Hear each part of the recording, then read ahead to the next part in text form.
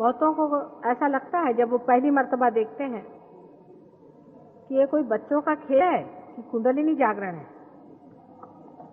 कुंडलिनी जागरण के लिए तो इतना बताया है, दुनिया भर की चीज और सर के बल खड़ा होना और दुनिया भर की आफत करना, और इतने सहज में कुंडलिनी का जागरण कैसे हो जाता है।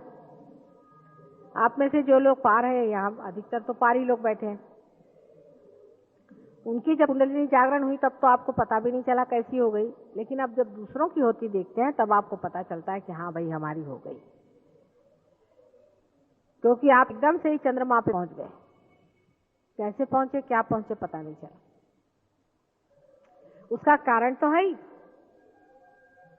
और उसका उद्देश्य भी है।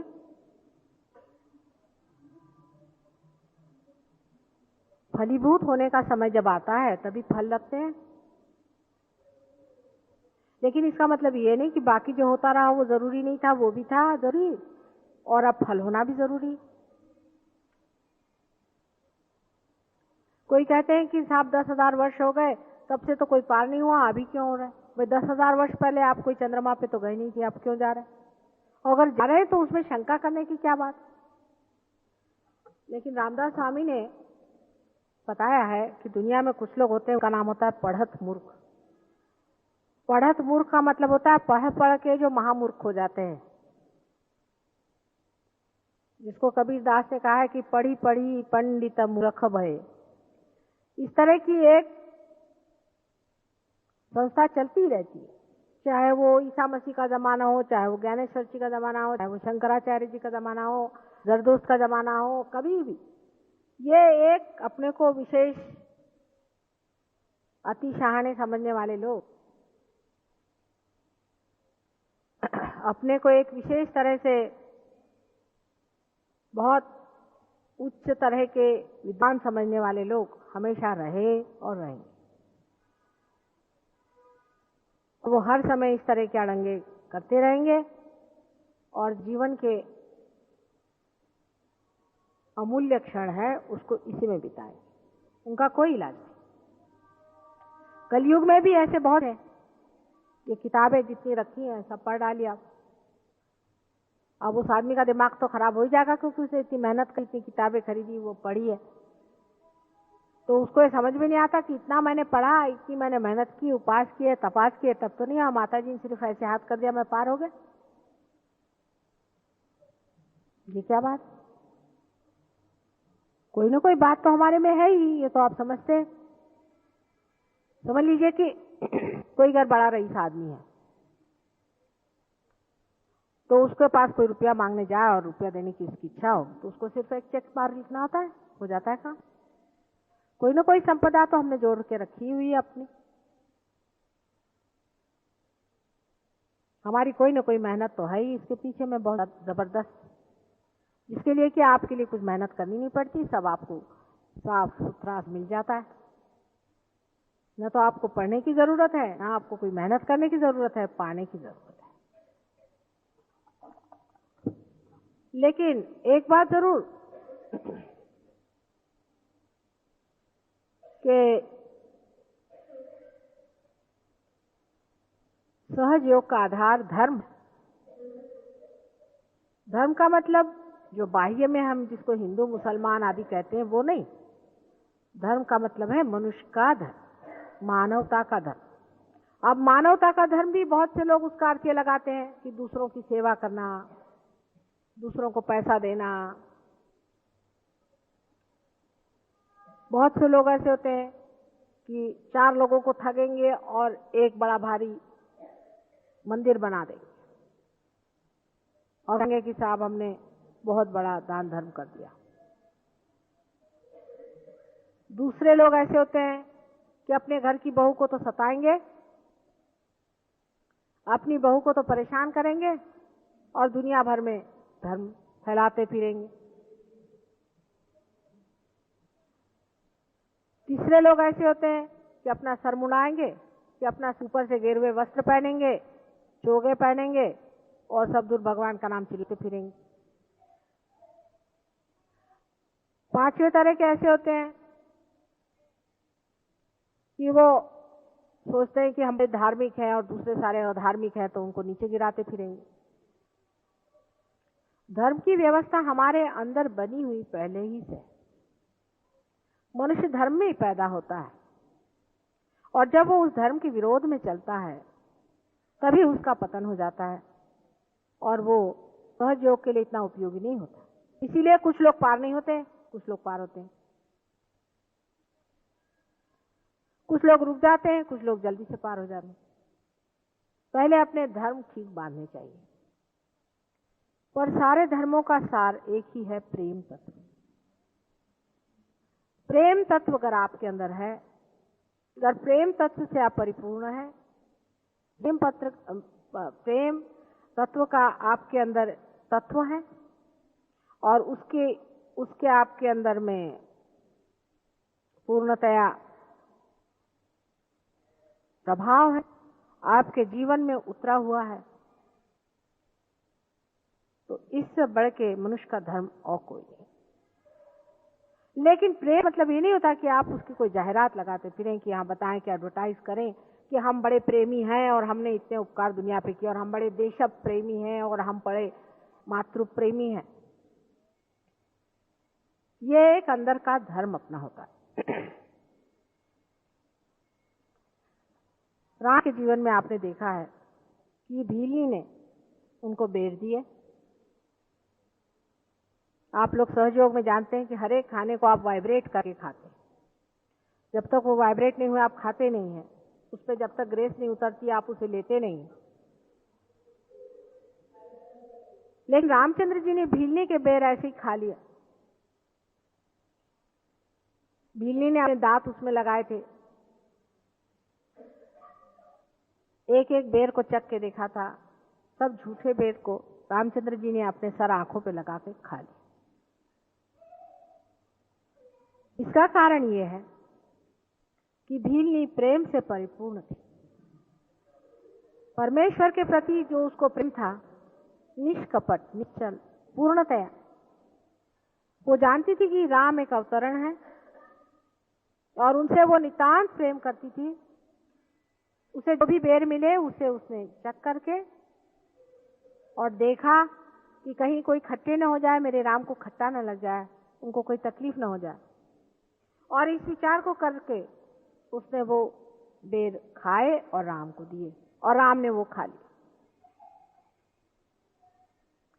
उस भीलनी की जो प्रेम शक्ति है, उसने कभी धर्म की व्याख्या भी नहीं जानी होगी, उसको पाप और पुण्य का कोई विचार भी नहीं होगा, उसने और दुनिया की कोई भी चीज नहीं जानी होगी। न तो वो अमीर जानती होगी, न गरीब जानती होगी, जंगलों में कंदरों में रहती होगी, उसको विशेष कपड़े का ख्याल नहीं होगा, न ही उसमें कोई निर्लज्जता होगी, न लज्जा का विशेष आविर्भाव होगा। लेकिन उसमें इतना प्रेम राम के प्रति था कि उसने एक एक बेर को बीन बीन के अपने दांत से खाया और अत्यंत भोलेपन से राम को अर्पित करके कहा कि देखिए, इसमें से हर एक बेर मैंने खाया हुआ। जब मनुष्य प्रेम में उतरता है तब वो निष्कपट होते जाता है, निष्कलंक होते जाता है। प्रेम एक बड़ी भारी साधना, वो की नहीं जाती, वो हो जाती है। प्रेम का धर्म जब तक आप में जगेगा नहीं, आपका सहयोग टिक नहीं सकता। हमारे बहुत से सहयोगी हैं, बताते हैं हम एक एक घंटा माता जी ध्यान में बैठते हैं। बैठिए, हम 4-4 घंटे फलाना करते हैं और ठिकाना होता है हमको, लेकिन आपकी भावना क्या है? जब आपको परमात्मा के प्रति प्रेम उभरता है, जब आप परमात्मा को लीन होकर के प्रेम करते हैं, तब उसके बनाए इस सारी सृष्टि को, उसके बनाए हुए हर एक प्राणी मात्र को, सबको आप पूरी हृदय से प्यार करते हैं। अगर आप उसे नहीं कर सकते हैं तो आपकी प्रेम में क्षति है, कमी। जब हम दूसरों को लेक्चर देते हैं और उनसे कहते हैं कि तुमको ऐसा नहीं करना चाहिए, तुमको वैसा नहीं करना चाहिए, तुमने ऐसा क्यों किया, उनको ऐसा नहीं कहना चाहिए था, तब हम ये नहीं जानते हैं कि हमने इस आदमी से जो कहा है वो क्या प्रेम में कहा है। अगर आप अतिशय प्रेम किसी से कोई काम कहें या बात कहें, उसे बुरा नहीं लगता।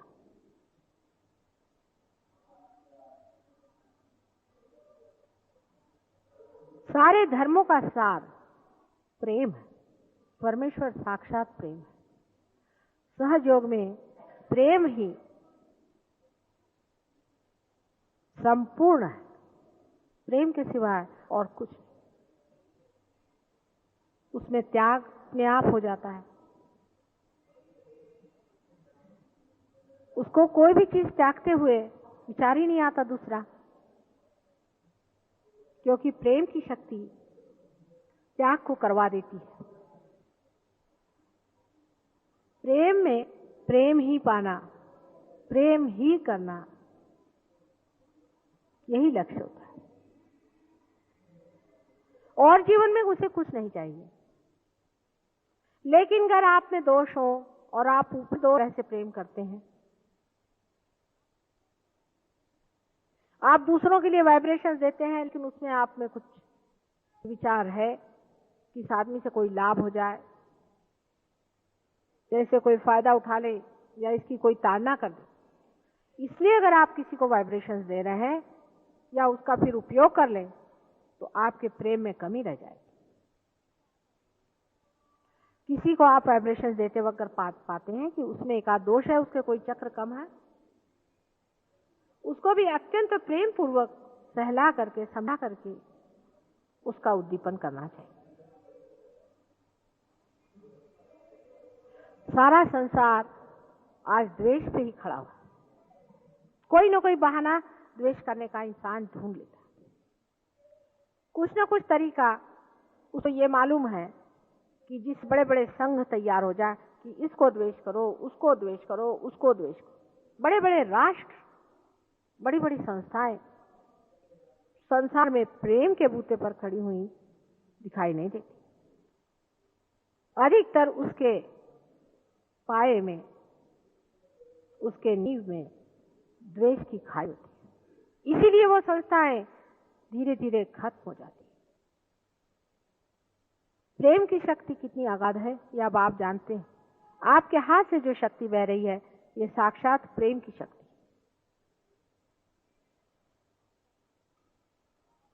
आप अगर पाषाण हृदय है और आपके अंदर कोई भी दूसरों के प्रति सहानुभूति नहीं है, आपके अंदर कोई माधुर्य नहीं है, तो आप सहयोग में बहुत आगे नहीं जा सकते।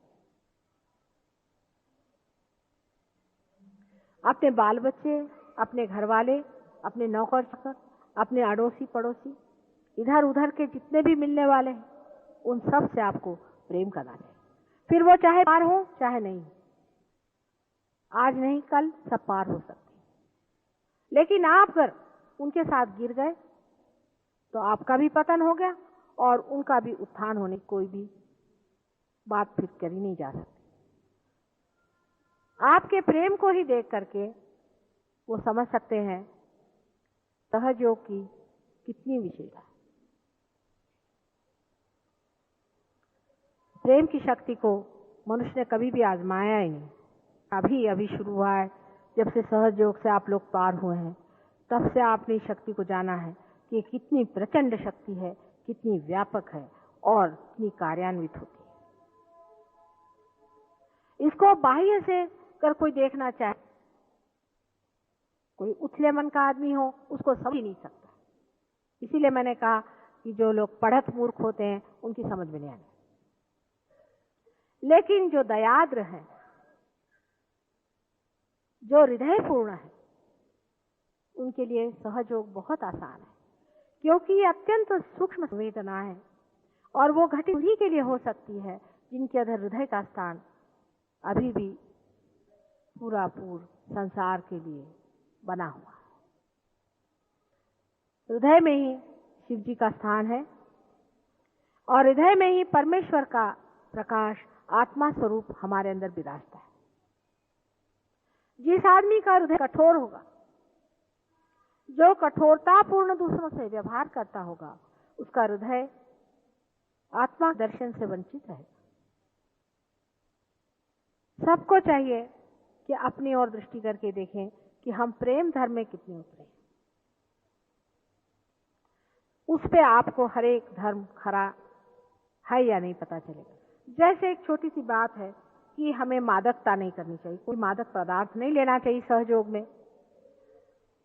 आप जानते हैं कि मादक पदार्थ लेने वाले लोगों की नाभि चक्र पकड़ जाता है और वॉइड भी पकड़ जाती है, और ऐसे लोग पार नहीं हो सकते।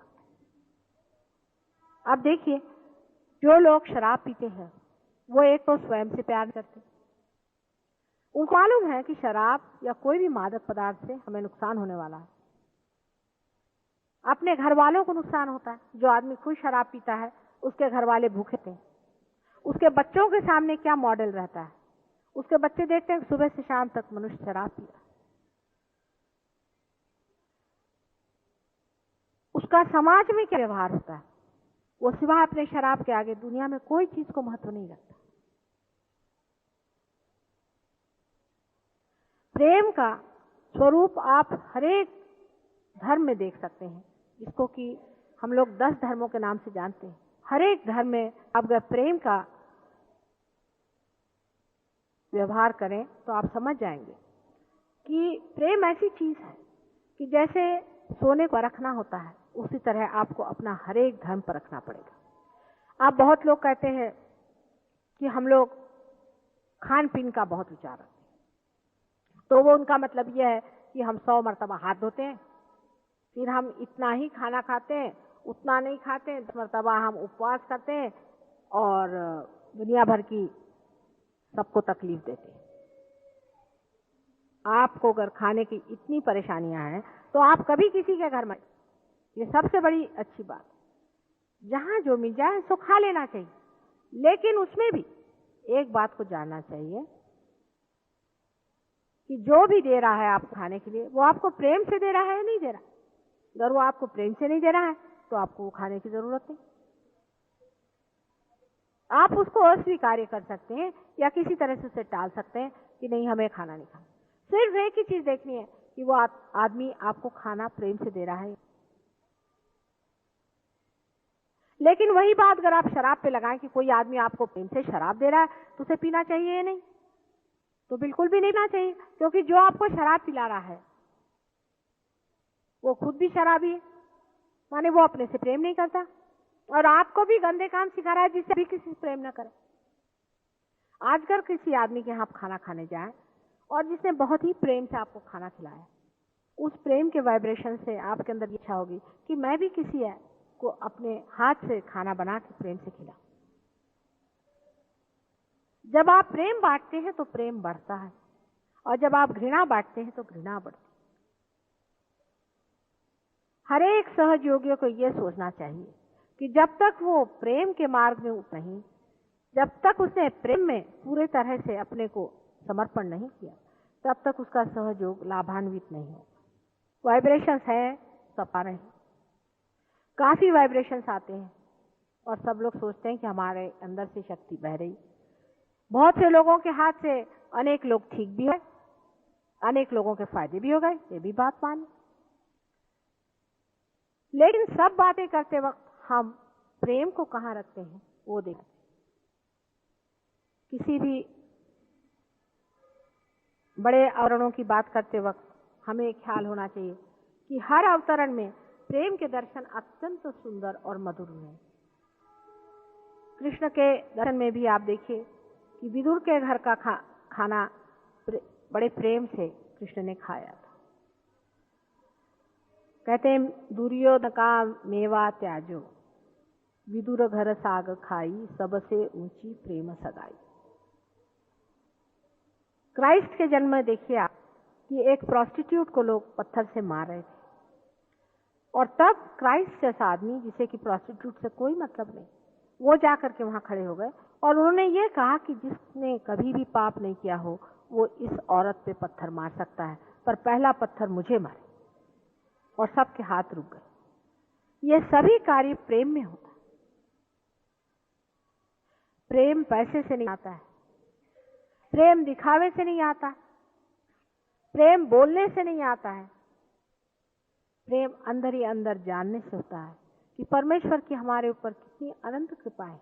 विशेषकर सहयोगियों को सोचना चाहिए, जैसे आपने अभी प्रश्न पूछा कि इसी जन्म में क्यों हो गया, इसी जन्म में क्यों हमने पाया, क्योंकि डराया हुआ उनकी करुणा, उनका प्रेम, वो आपके अंदर ढर आया है। और जितना आपके अंदर ये सूक्ष्म, अति सूक्ष्म रास्ता बनाता आएगा, वैसे ही इस प्रेम की संवेदना भी गहरी होती जाएगी। लेकिन बार बार यही बात है कि ये उथले लोगों का काम नहीं है, छोटी तबीयत लोगों का काम नहीं है, जो लोग रात दिन इसको उसको क्रिटिसाइज करते रहते हैं, जिनका काम ही ये है कि दूसरों को भला बुरा कहना, उनका ये काम है। लेकिन जिन्होंने प्रेम किया है संसार में, जिन्होंने हर जगह इसकी पदवी पाई कि ये बड़ा प्रेम पूर्ण आदमी, आप भी अपने जीवन में देखिए कि जब भी कभी आपको याद आती है तो उसी आदमी को आप याद करते हैं जिसने नितांत प्रेम पूर्वक आपसे व्यवहार किया। आपको कोई कितना भी रुपया दे दे, उसकी याद नहीं आती। आपसे कोई कितना भी कोई बड़ा मान दे दे, कोई आपकी बड़ी उच्च जगह पहुंचा दे, आपको उसी की उस वक्त याद आती है जिसने आपको अत्यंत प्रेम किया। सारे धर्म को, अपने अंदर बसे हुए सारे ही धर्म को हमें प्रेम से जानना चाहिए। धर्म की जो व्याख्याएं हमारे यहाँ बनाई गई वो इतनी संकुचित हैं कि उसके प्रेम के जगह घृणा ही होती। माने ऐसा धर्म बनाया हुआ है कि एक विधवा स्त्री है, उसको किसी के साथ खाना नहीं खाना चाहिए। कहाँ का धर्म हो सकता है? ये कहीं भी धर्म नहीं हो सकता। कोई स्त्री अगर विधवा हो जाए, चाहे पुरुष विधवा हो जाए, ये उसके ऊपर कुठाराघात है। जब ऐसे उस पर इतनी आफत आ गई है, तब एक सहयोगी को चाहिए कि उसके साथ पूरी तरह से तन्मय होकर के उसकी पूरी मदद करे और उसको एक सांत्वना दे, बजाय से उसको सताए और उसको तकलीफ दे। यह अधर्म है। किसी भी धर्म के नाम पे अगर अधर्म किया जाए तो वो धर्म नहीं हो सकता।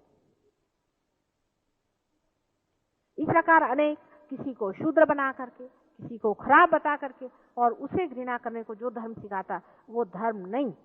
हमारे सहयोग में ऐसे धर्म की कोई भी किसी प्रकार की भी व्यवस्था नहीं हो सकती। जो असली धर्म है वो वही धर्म है जिससे प्रेम उत्पन्न होता है। दूसरे तरह की भी अनेक धर्म है। जैसे हम अब मिठाई खाएंगे, आज हम ये उपवास करेंगे, आज हम ये फलाना करेंगे, जिससे हम दूसरों को तकलीफ दे सकते हैं। ऐसे धर्म कभी भी धर्म नहीं हो। तीसरे तरह से ये कि चाहे घर में पैसा हो ना हो, हम मंदिरों में जाएंगे, हम वहां जाकर पैसा लुटाएंगे, हम जाकर के पंडितों को पैसा देंगे और इन लुटेरों को हम पैसा लुटाएंगे। ये भी कोई धर्म नहीं हो सकता। अपने घर के बाल बच्चों को जिनको खाने को नहीं है, अपने बच्चों की तरफ जब हमारा ध्यान नहीं है, हम अपने घर वालों को जब देख नहीं सकते, तो इस तरह का व्यर्थ समय बर्बाद करने वाले को भी धर्म नहीं कहना चाहिए।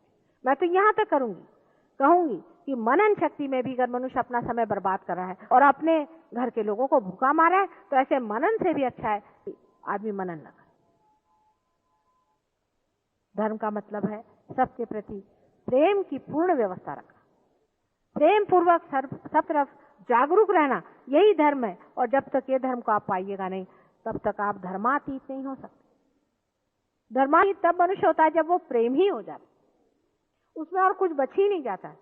वो जो भी करता है तो प्रेम में ही करता है। जैसे श्री कृष्ण का संहार है, जब वो किसी का संहार भी करते हैं तो वो भी प्रेम में ही होता है। जब ईसा मसीह ने अपने हाथ में हंटर लेकर के लोगों को मारना शुरू कर दिया, क्योंकि वो मंदिरों में बैठ के बाजार रहे थे, वो भी प्रेम है। उसकी हर एक चीज ही प्रेम हो जाती है और तब आदमी धर्मातीत हो जाता है। उसके लिए कोई धर्म नहीं बच जाता, सिर्फ प्रेम ही प्रेम हो जाता है। वो जो भी करता है, जो भी कहता है, जो भी बोलता है, जो भी खाता है पीता है, सब धर्म करता है। और धर्म वही होता है जो कि प्रेम होता है। हमारे सहयोग में मैं अनेक बार देखती हूँ, आप मानव हैं और मानव से अति मानव होने के बाद भी आप इस बात को समझते नहीं कि प्रेम की व्यवस्था सबसे बड़ी व्यवस्था, प्रेम के प्रति जागरूक होना चाहिए। कोई मनुष्य है, वो अपनी पत्नी को अगर मारता है, कोई स्त्री है वो अगर अपने पति को सताती और अपने को बहुत बड़ा सहयोगी समझती है, तो उसको समझ लेना चाहिए कि ये महापाप है। किसी को भी सताने की व्यवस्था सहयोग में नहीं, किसी को भी मारने की व्यवस्था सहयोग में नहीं। आप किसी तरह से भी हाथ फेरे, आपके अंदर से सिर्फ प्रेम ही की शक्ति बहेगी और प्रेम की शक्ति में हमेशा दूसरों का हित ही होगा। अहित नहीं हो सकता। आप कितनी भी कोशिश करें, आप किसी का अहित नहीं कर सकते। हाँ, अगर आप सहयोग से हट जाएं या गिर जाएं, आपका पतन हो जाए, तब आप जरूर अहित कर सकते। धर्म के प्रति आज तक हरेक धर्मों में ही लोगों ने बहुत पूरी तरह से खोल कर इस बात को बताया हुआ। किसी ने यह बात को बताया ऐसे नहीं, लेकिन मनुष्य हमेशा मिथ्या की ओर दौड़ता है, इसलिए धर्म का जो भी विपरीत रूप बन जाता है उसी को हम मान लेते हैं। जैसे ईसा मसीह ने बताया है कि तुम भूत और प्रेत और इन सब चीजों से काम नहीं लेना चाहिए। मोहम्मद साहब ने बताया है कि आपको शराब आदि चीजों का सेवन नहीं करना चाहिए। राजा जनक ने बताया है कि आपको परमेश्वर में लीन, परमेश्वर के सामने हमेशा हर एक इंसान को एक ही दृष्टि से देखना चाहिए। नानक ने बताया है कि सारे संसार में हर एक मनुष्य में परमात्मा का वास है। उन्होंने भी मादक पदार्थ को एकदम मना किया, लेकिन उनके धर्म को जो मानने वाले हैं और जो अपने को बहुत बड़े धार्मिक कहलाते हैं और कहते हैं कि हम बड़े भारी नानक के बड़े भारी हम सपोर्टर्स हैं, वो लोग आज क्या करें? क्राइस्ट के जो सपोर्टर्स हैं वो लोग आज क्या करें? ईसा मसीह ने सबसे बड़ी चीज बताई थी कि मनुष्य को अबोध बच्चे जैसा होना चाहिए। खासकर सेक्स के मामले में तो ईसा मसीह ने दिखाया था कि मनुष्य को बहुत सेलिब्रेट, अत्यंत व्यवस्थित, विवाहित रूप से ही जीवन में सेक्स को इस्तेमाल करा। लेकिन उनके शिष्यों ने आज क्या हालत कर रखी, उन्होंने क्या व्यवस्था करके रखी, वो किस तरह से चल रहे हैं, उसको देखिए तो आश्चर्य है कि क्या ये ईसा मसीह के ही ईसाई है या कोई और ईसा मसीह कोई राक्षस पैदा हुआ था उसके ये लोग ईसाई बने घूम रहे। हिंदू धर्म में एक बहुत बड़ी व्याख्या, बहुत बड़ी बात कही गई है कि सबके अंदर एक ही आत्मा का वास है। और हम अनेक बार जन्म संसार में लेते हैं, अनेक बार इसको खोजते हैं, इसलिए एक ही जन्म में सब चीज को खोज डालो। जब हम अनेक बार जन्म लेते हैं तब हम कैसे कह सकते हैं कि कोई मुसलमान है, कोई हिंदू है? हम ऐसे कैसे कह सकते हैं कि कोई निम्न है, कोई उच्च? अनेक बार मैं आपको ये समझाती हूँ और आप इस बात को पूरी तरह से समझ लें कि प्रेम में जब तक आप पूरी तरह से लीन नहीं होंगे, सहयोगी संसार में बैठने वाला नहीं। जब आप प्रेम में हो जाएंगे, एक प्रेम का फूल अगर खिल जाए तो सारे संसार में उसकी खुशबू आ रही है।